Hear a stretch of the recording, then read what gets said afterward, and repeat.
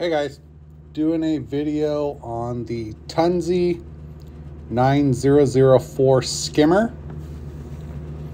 I changed out my current skimmer because it was too loud and I don't like a loud noise coming from my tank, which is why I run canister filter.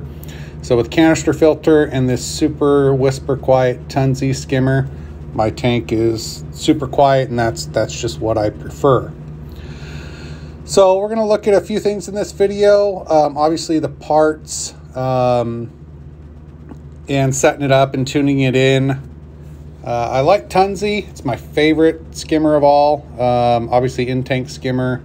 They work super great. They're really reliable, easy to work on, easy to clean, and like I said, super quiet, which is why I targeted this specific skimmer.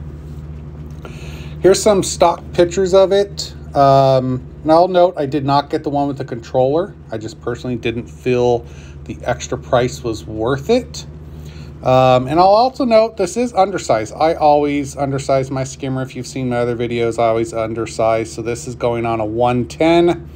And if you were to read the description, it says up to 66 gallons. So definitely undersized, but I always do that. On my 75, I had the Tunze 9001, and that was rated for up to 40 gallons. So pretty much what I do.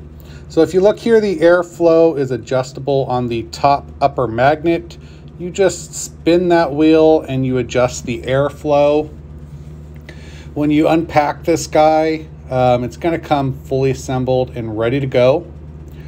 All you have to do is clean it, put it in place, plug it in, adjust the airflow for desired skimming, and if you need to prior to putting it in place, you can put on the magnet extender. Here it is, just kind of like out of the packaging. You can see that cup just lifts really easy off the top. The magnet extender would go in the back. You can kind of see it's really flush in the back. It only gives you that much room for a lip on your tank. If the lip on your tank is bigger than that, you're going to put on these magnet extenders right here so you can extend it out farther for a bigger lip on your tank. Mine with a standard lip didn't need to do that. It worked just the way it was. You can kind of see the debris on it. I rinsed it in RODI water, and you can see all the debris that came off of it. So that's just packaging debris. Again, let's rinse it, get all that stuff off, and then we will get it into place. I'll also note that the instructions say for best operation not to put it near a power head or circulation pump. As you can see, I ignored that, and it's near my power head. This is the airflow again. It goes on that top magnet. So once you get it set in place, you will spin that little wheel on it and adjust it to the desired airflow. As you can see right there, the cup is full of water because it's running fully open. So we're going to turn that down. We're going to reduce the air bubbles, and we're going to get it set to where we need it.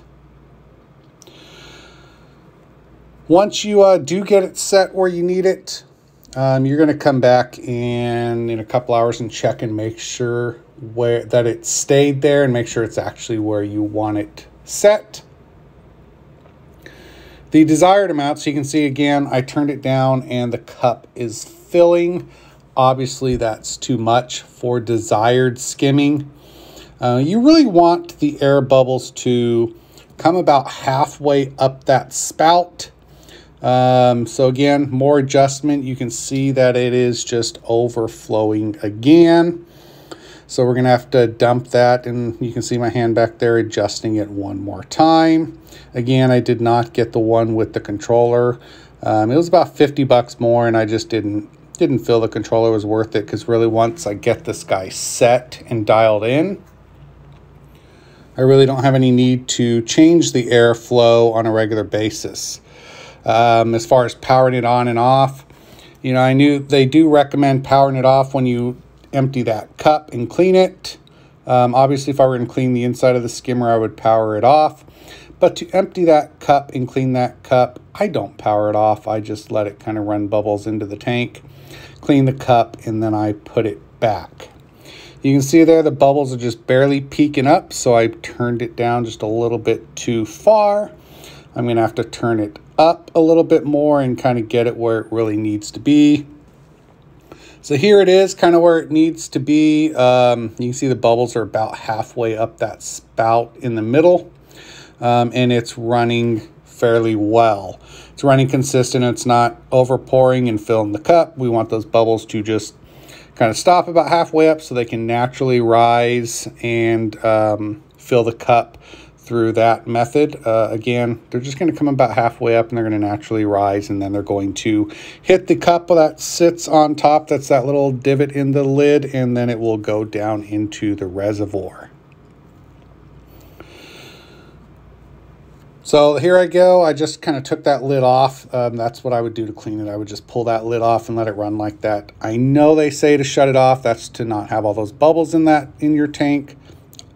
It's momentary, and you put it back on and the bubbles aren't there. Again, I don't.